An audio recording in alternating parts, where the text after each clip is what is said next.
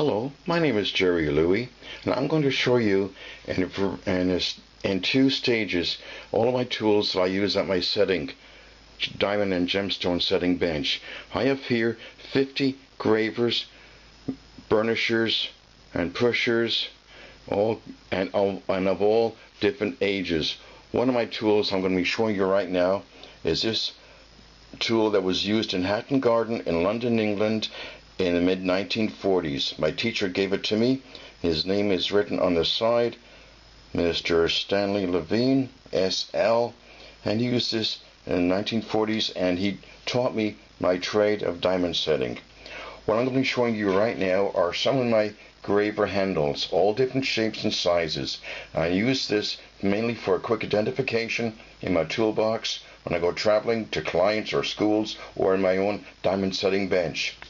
Here I'm going to be using and showing you how I can go to a basic hardware store and pick up a little fuse, take out the brass inserts, and I put a piece of felt inside, and that is my oil receptacle. It will not fall over.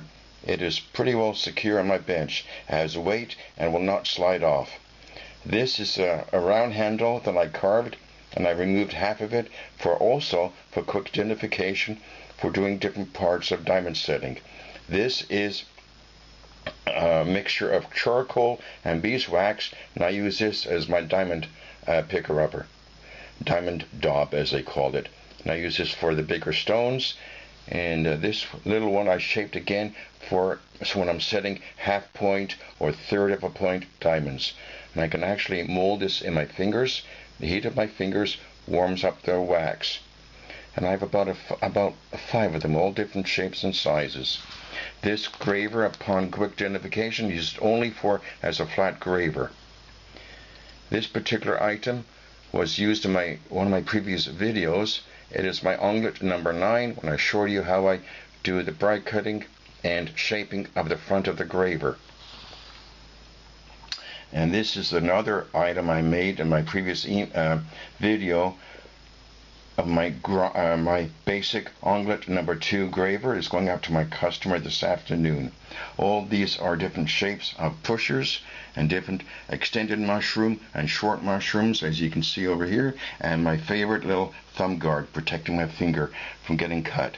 Here you have my copper, metal, steel, and brass pushers, all easy identification. They have little spots and drill holes in the handle, little lines, and this is a very heavy duty one, but I prefer that when I'm pushing over small claws.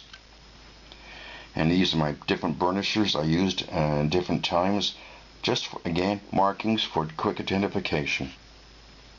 My mill grain tool, my bead razor, you can see how I hold it in my hand. Again, here I got 2 fingers preventing it from sliding off when I'm attempting to do any bead raising. More bead burnishers and extended mushroom handles, all made of wood. These are made of fiberglass. I liked them at first, but I decided, no, I'm going to have very sweaty hands, and I can't perspire. Wood is very good for absorbing the moisture in the hand after many hours of use. These were good when I was beginning my apprenticeship, but they were too heavy for my hand. You got to have a tool that's going to be lightweight and able to hold in your hand. This is quite a few grams, and I was not pleased with it once I bought it. This is only good for one purpose,